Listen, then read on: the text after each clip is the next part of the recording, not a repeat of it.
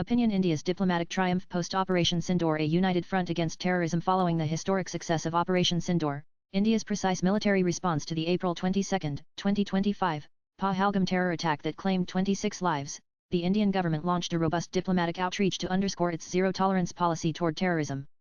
This strategic campaign, involving 7 all-party delegations of 59 parliamentarians and former diplomats visiting 33 global capitals, has already yielded significant positive results, reinforcing India's global standing and isolating Pakistan's terror-sponsoring narrative. The contributions of leaders like Ravi Shankar Prasad, Bijayant Panda, Shashi Tharoor, Asaduddin Owaisi, Shrikant Shinda, and Abhishek Banerjee, among others, who have championed India's cause cutting across party lines, have been pivotal in this success.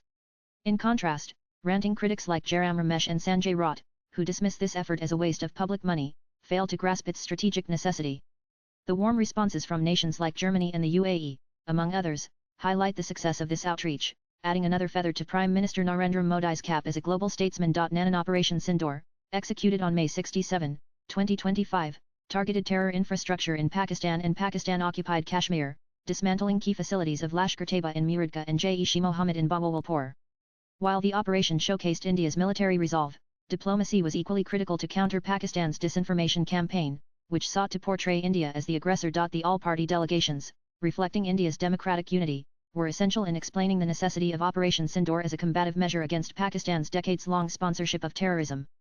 This outreach has ensured that India's zero-tolerance policy is understood globally, preventing misinterpretations due to Pakistan's falsehood on the issue. The delegations have engaged with political leaders, think tanks, media, and diaspora communities worldwide, presenting evidence of Pakistan's complicity, such as intercepted communications revealing panic within its military during the operation. This diplomatic offensive has clarified India's restrained yet resolute response, ensuring that the international community recognizes the Pahalgam attack as a provocation necessitating action. By showcasing unity across political divides, India has strengthened its narrative, making it clear that terrorism will face necessary consequences. Nanan, the success of this outreach owes much to leaders who have transcended party lines to champion India's stand. Shashi Tharoor, leading the delegation to the United States, Guyana, Panama, Brazil, and Colombia, has been a vocal advocate for India's zero-tolerance policy. His articulate briefings, including at the Indian consulate in New York, emphasized that no one in Pakistan can believe they can cross our borders, kill our citizens, and escape accountability. Tharoor's global stature and eloquence have resonated with international audiences, reinforcing India's position. Asaduddin Owaisi has been equally impactful.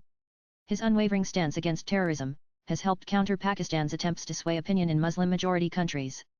Owaisi's presence in the delegation underscores India's inclusive approach, showcasing that leaders from minority communities stand united in the fight against terror. Abhishek Banerjee has also brought youthful energy and clarity to India's narrative. His speech in Japan highlighted India's precision in targeting terror infrastructure while sparing civilian lives. Banerjee's cross-party collaboration has further strengthened the message of national unity, making India's case compelling on the global stage. Nanan, despite these successes, compulsive and misguided critics like Jairam Ramesh and Sanjay Raut have labeled the diplomatic outreach a waste of public funds, arguing that the resources could be better spent domestically. This perspective is not only short-sighted but also undermines India's long-term security interests.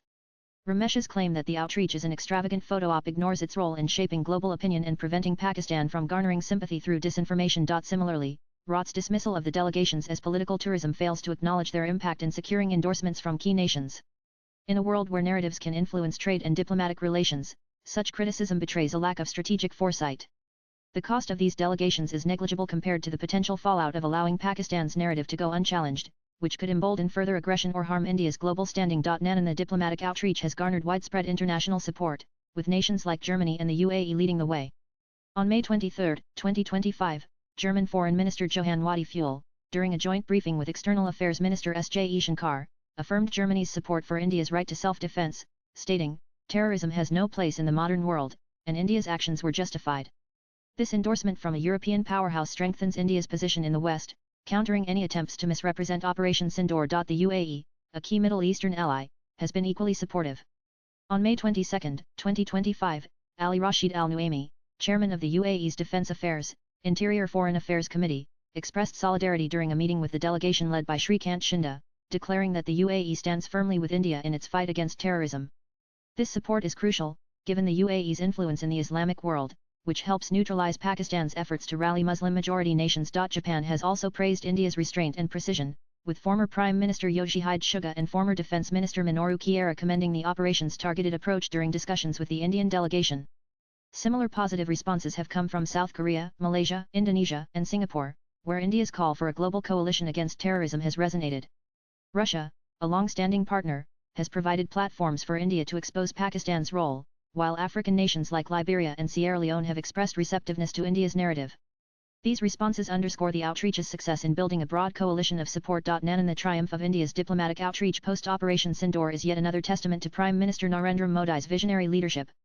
By orchestrating a multi-party diplomatic offensive, PM Modi has ensured that India's zero-tolerance policy is not only a national stance but a globally endorsed principle.